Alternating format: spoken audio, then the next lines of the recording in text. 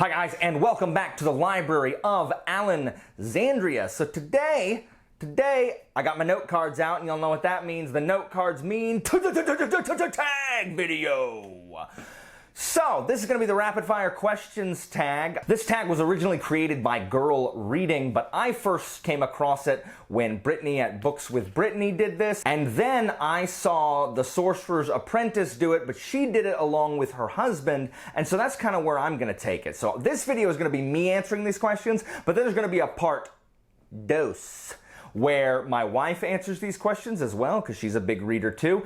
And not only will she answer the questions, she will also guess what my answers were to see how well she knows my reading preferences. Challenge accepted. So without further ado, which is the standard phrase that anyone and everyone, including myself, says when leading into something, it's just one of those things that it doesn't really have any meaning. We just say it at the beginning, because who really, when else in your life do you say the words adieu when not talking about a Shakespeare play? Think about it. So anyway, let's get down to the questions. Boom. Number one, ebook or physical book? This is not even close. Physical book. I like having these things that I can touch and open, and the old musty smell of, you know, old paperbacks. I had a Kindle for a little while. I think I answered this in a different tag video. I had a Kindle for a little while and promptly lost it. And then I was just like, you know what? I didn't really love it anyway. And there's not really a reason for it. Kindle is more convenient and the books are cheaper, but I can't do it. I hate reading anything on my phone, first of all. And the Kindle Paperwhite, it just doesn't feel right. And maybe it's just because I grew up in an era before e-readers. So I'm probably just old and set in my ways. So, physical book all the way. Boosh. Number two, paperback or hardback? Everyone's answer is hardback on the shelves, but paperbacks to read. I'm going to disagree with this. I like paperbacks in all cases. So, I like paperbacks because you can read them one-handed or in bed without like dropping them on you. It doesn't hurt your arms to hold them up like to do this. You can do something else like eat, as I described in my last video. I like paperbacks. They're just more portable in every way. Also, I tend to read faster on smaller pages. Even I can read the same amount of words faster on a paperback than on a hardback. I don't really know why. I just take longer to read a hardback page even when adjusting for word count. And I don't even like hardbacks on my shelf. They take up too much room, and you can fit far fewer of them on a shelf or in a box when you're moving.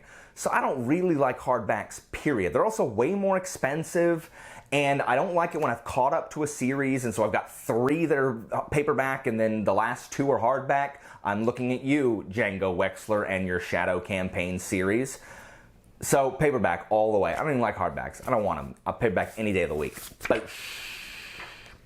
Number 3, online or in-store book shopping. So I would much prefer to in-store book shop. I love being in bookstores. I love just looking at the books that they have. Back when I was young and poor, when I had enough money for exactly one book, I would spend hours in a bookstore debating between this one and this one, paralyzed with fear of making the wrong choice. And I'm not even joking. Hours. And then I would leave with none of them, because leaving with none is better than choosing the incorrect book. So I guess that's just kind of bled over. I really love being in a bookstore. My wife and I have to go out of town really to get to a good one, because the Books A Million here, it's the only bookstore we have. We have Books A Million. We used to have a Borders before it went bankrupt, and now it's a Forever 21, and there's no books anywhere near that place.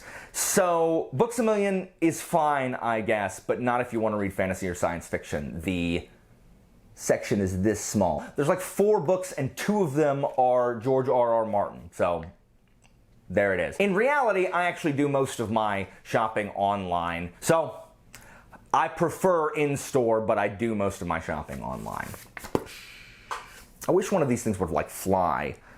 Oh, it's not even the right one. That's the last one. I got them flipped around somehow. Where are you going? Oh, okay. All right. Sorry. It should be like this. Boosh! That was good. Number 4, trilogies or series. Aren't trilogies also series? Isn't this like a syllogism? Like all series have, I don't know. Maybe it's not. So I'm assuming this means books series that are more than just 3 books.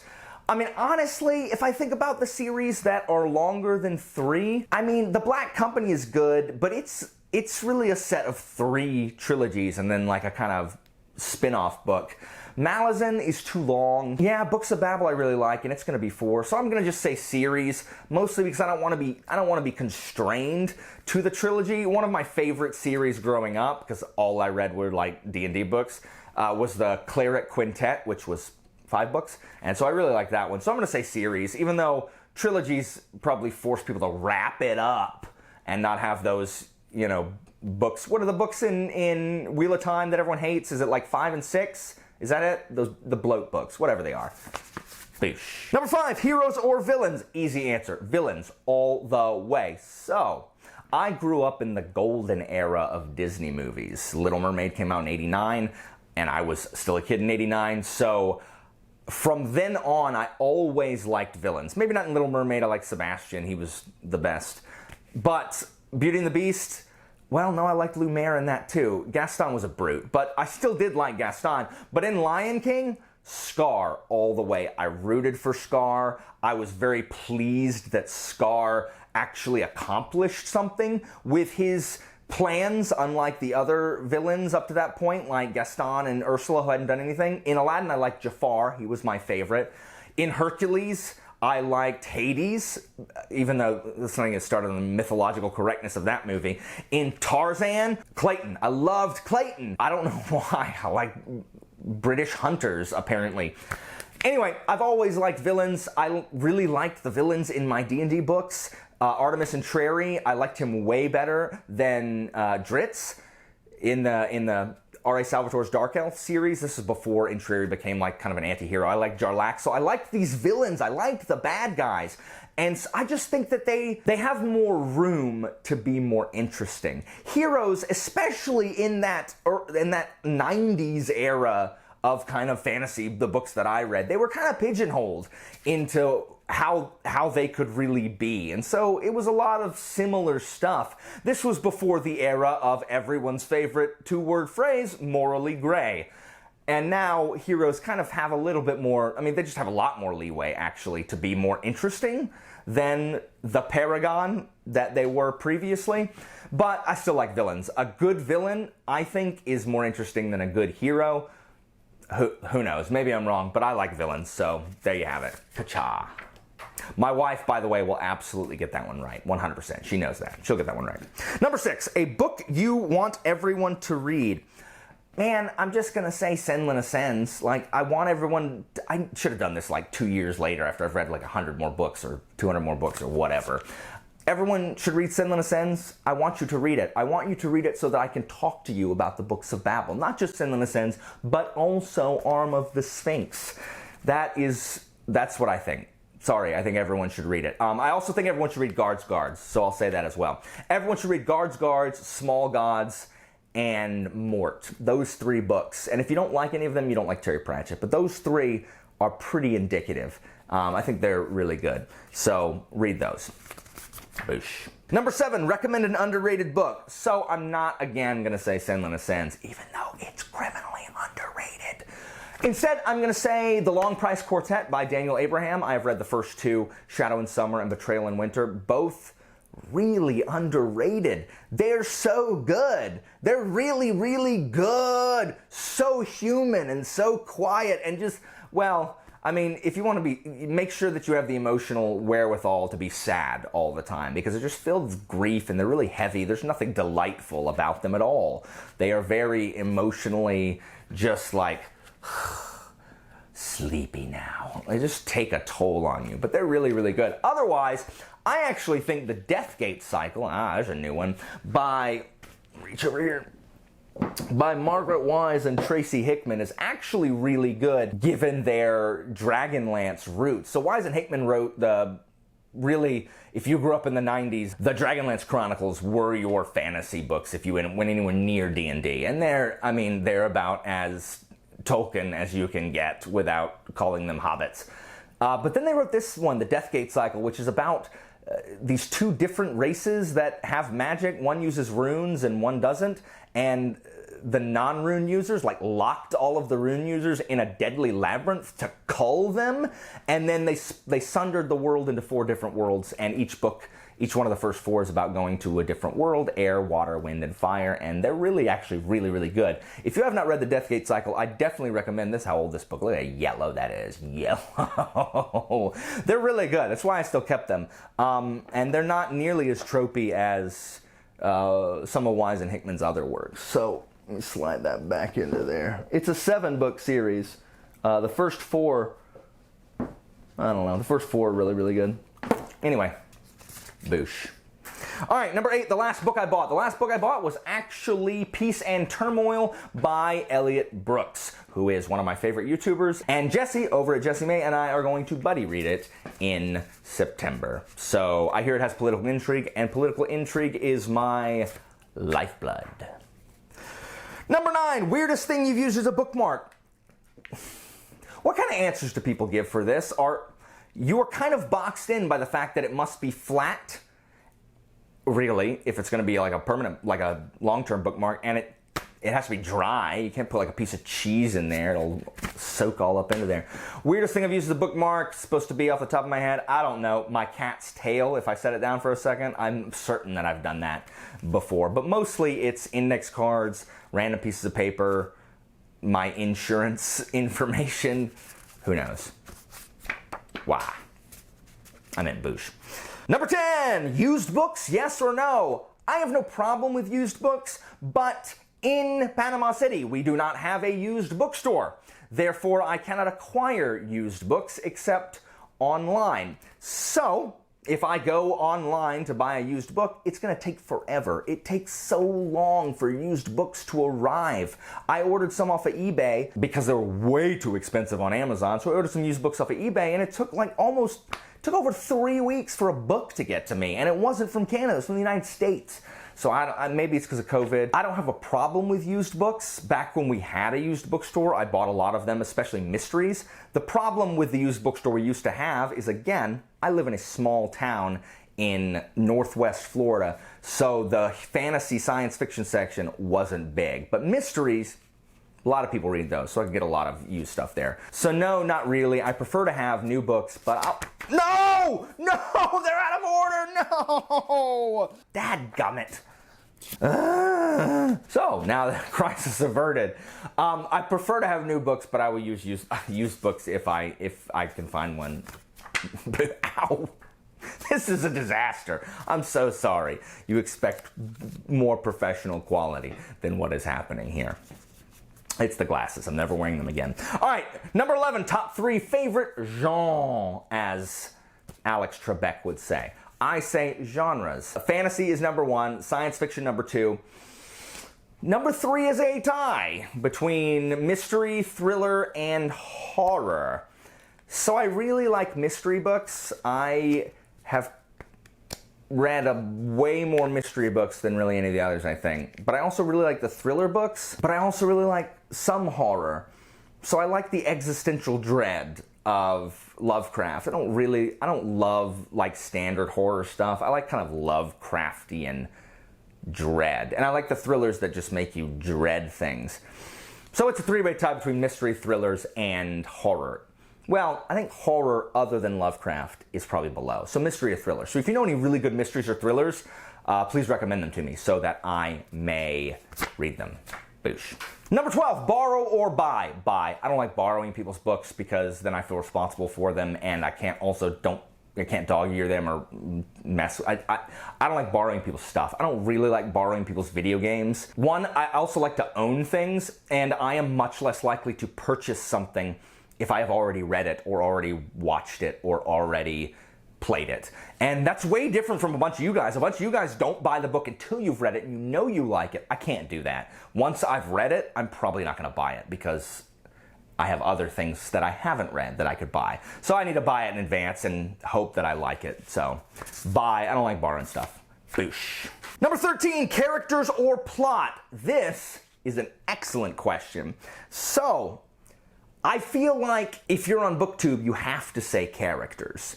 because I think characters is the right answer. It is the answer of the patricians, while liking plot is plebeian, or for the hoi polloi, if you will. So I don't really know how to answer this. I really like killer plots. And here's the problem with people who say, I like characters above anything. Like, doesn't matter about the plot if the characters have to be good. If that's the case, I encourage you to go read Middlemarch by George Eliot, because I watched for a month Kieran over at KD Books read this book that is about nothing except characters. Nothing happens. It's characters in a provincial town. There's no plot. They're just townspeople. But there's a lot of characters. And see, I couldn't read a book like that. I could not read that book. I can't do it. I think I may be more plot. Now, this isn't to say I don't want lame characters. And maybe, again, it's because I grew up on D&D books where the characters, I mean, it's fine. It's like, whoa, what's the cool thing gonna happen? Or JRPGs, where the characterization in JRPGs is garbage, especially from the 90s. There's not great characterization unless it's like Final Fantasy VI, maybe. But it's about the plot and the twists and the bad guy and stuff. I like characters. I really like good characters, especially if you've watched my Shadow in Summer, my Betrayal in Winter, my Senlin Ascends, and Arm of the Sphinx videos, where I talk about how excellent the characterization is. So I guess I do really love characters. But I need them to be doing something, and I need the thing they're doing to be cool. I don't know. This is hard to answer, because I really do like characters, but I also really, really like the plot. So maybe I'm gonna lean a little bit on the plot. I think I will forgive, and it's gotta be, yes, because of Malazan, all right? I continue to read Malazan, despite the fact that when you get to book 9, there's so many characters, they all sound the same, really, except for like the core couple. And even then, the characterization's not fantastic, but the plots, man, the stuff that is going on, when that stuff hits, man, it is awesome. So I'm going to say I lean a little bit more on the plot side. That makes me a huge pleb. Please don't like kick me out of the city and make me go live in Gaul or something. Like, let me stay in Rome, please. There's nothing wrong with liking characters. I completely get it. Man, I gotta have a good plot also. So that was a really long-winded answer. Who knows? At me, I guess. Boosh. Ooh, that was good. Number 14, long or short books. Stop making your books 1,000 pages. Stop. It's too long. Stop. Stop. Just make them half that size. Brandon Sanderson, your Stormlight Archive, you are such a prolific writer, and you churn out books all the time. Just make one of the books 500 pages, and then in 6 months release the other one that's another 500 pages. Too long. Steven Erikson, stop it. They're too long, guys. I like shorter books, maybe around the 400-page mark. Guys, when I grew up reading D&D books, those things were 320 pages and not a page more. And so all of the books that I read in my youth were like 300, no more than 350 pages for sure. So I like shorter books. I don't like really short books, but between 350 and 400 pages is the sweet spot for me, because I can read them faster and I can get it done and move on. Done. Number 15, long or short chapters. Short chapters. Senlin Ascends and the Books of Babel have perfectly sized chapters. There's enough to where you can sit down, and if you want to read a chapter before getting back up, it's great, but it's not like the Stephen King in the Eyes of the Dragon, where it's a 2-sentence chapter. Again, back to Malazan, I'm sorry, but when your chapters are almost 100 pages long, stop. It's too long. Stop it. Stop. It's too long. It's too long. And you had rambled on for 18 pages. Front and back!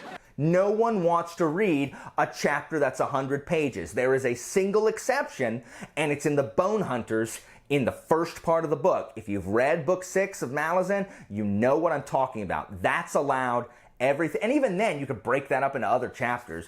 Short chapters. Stop it. Stop it! Number 16, name the first 3 books you can think of. I'm going to name the first 3 books I can think of that I haven't already mentioned. So, what am I thinking of? Feet of Clay by Terry Pratchett.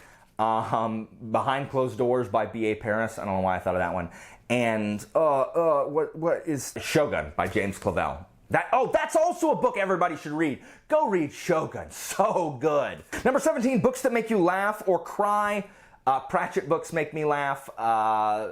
Good Omens, which is Pratchett and Gaiman, makes me laugh. I don't laugh or cry in books a lot. That's much more in like visual media. I don't really cry in books, so that's an unknown. But Pratchett books will definitely make me laugh. Oh, Douglas Adams also. Boosh. Number 18, Our World or Fictional Worlds. I don't understand the question. Which do I prefer, or which do I prefer reading about? I much prefer reading about fictional worlds. Our World, I'm over it. I don't really want to read about stuff. My degree was in political science or international politics, but I just followed politics for years. I just devoured it, and I can't do it anymore. It's too toxic. I just can't. I don't want to read it and talk about politics all the time. I don't want to do it all the time. It's too much. It's too much. So, fictional worlds. Which one would I rather live in? I mean, the fictional worlds I read about are dangerous. So, this one. Boosh. Number 19, audiobooks, yes or no? I will always prefer to read physical books. I'm currently reading my first audiobook in The City We Became.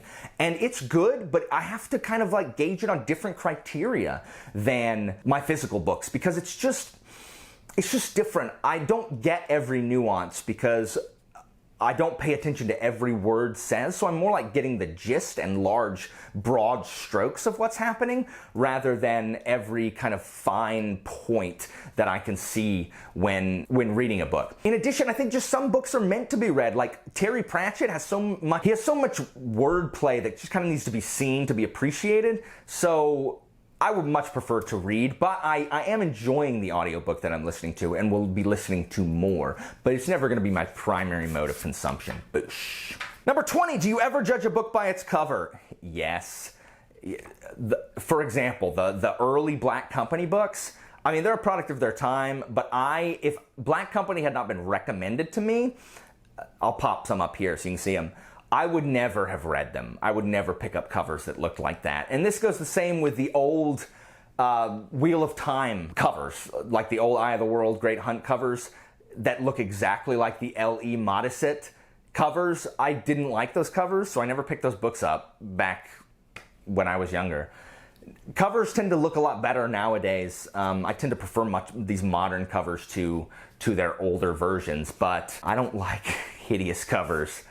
I will have to know what the book's about, or someone will have to recommend it before I'll pick that up. Like, I won't even pick it up and look at it. I'll be like, ugh. Boosh. 21, book to movie or book to TV adaptation? TV. Again, if you're a fantasy reader, most of the books you read are longer than can be adequately done in a single movie. And you are much, much more likely to do more in a single season of television than to hope and pray you're going to get a multi-movie deal to tell the whole story. So television, 100%. I also don't really like going to see movies, so TV all the way. Boosh. 22, a movie or show you preferred to the book. Fellowship of the Ring. Guys, I read Lord of the Rings when I was in the 7th grade, and I haven't read it since then. And I remember it being fine. But I don't love Lord of the Rings. I know that's heresy as a fantasy reader. I love Tolkien, and I love what Tolkien did for the genre, and I appreciate him as a linguist and as a soldier in World War I, but I didn't really love the books. Two Towers I liked, was my favorite of the books, but Fellowship of the Ring I much prefer. I hated Fellowship of the Ring. It took me 3 different tries to actually get through it so I could read Two Towers and Return of the King. Hated Fellowship of the Ring. I hated it. I hated it. It was so boring. Like, again, I haven't read it since, but I much prefer the movie. Much, much prefer the movie. Boosh. And finally, the last question, 23, series or standalones? In fantasy, there aren't a lot of standalone books. There's just generally not enough space to create this other world, teach us about it, and still have a compelling story. It's not saying it can't be done, and it has been done. I'm trying to think of an example in my head. I can't. But series, definitely over standalones, just because I think you can do more, and there's more chance for your world to grow and your characters to grow and that kind of stuff. Editing Alan here, and I completely forgot to tag anybody. So I'm going to do this very quickly so that the length of this already long video does not get longer. So I am tagging, boom, Jesse at the Bookish Mom, boom, Mariah at Bookish with Mariah, and boom, Jesse at Jessie May. Ya tagged. That is my rapid fire questions tag. It apparently is really long, and there wasn't anything rapid fire about it. I talk too much. I don't know if it was just wanting a one-word answer. Maybe that's what I should have gone with. Sorry. Anyway, I'll have a part 2 with this when my wife does this. She'll probably be able to answer it much faster than I can. And then she can also predict to see if she got my preferences correct. If you like my channel, make sure to like and subscribe. And as always, guys, I will see you next time.